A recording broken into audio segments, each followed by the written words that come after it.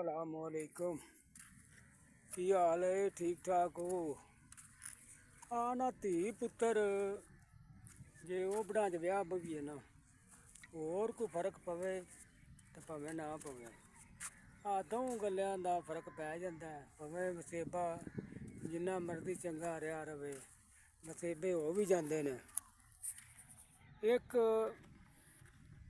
जेड़ा बंदा टब्बर ते बलादरी कट्ठे एक मंजी ते बह के हर तरह की गल कर लेंदा ना बंदा, एक वो नहीं कर सकता खुली डुली।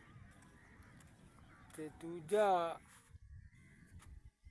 जेड़ा अपना कबीला होगा, अपना रिश्तेदार होंगे ने, टब्बर होगा, वो जिस टाइम मर्जी आ जान मंजी डाह के तो चादर पा के सराहना नहीं रखना पैंदा। अपने टब्बर कबीले वाले आपे ही जिथे कोई शहर लभे इक्को ही तौन ते बह के ना अपने टब्बर का यह फायदा होंदा है वो बड़ा नालों कि इक्को ही जगह इक्को ही तौन ते बह के इक्को चूल्हे ते बह के सारे रल के रोटी खा लैनी है ते हर तरह की गल भी कर लैनी है।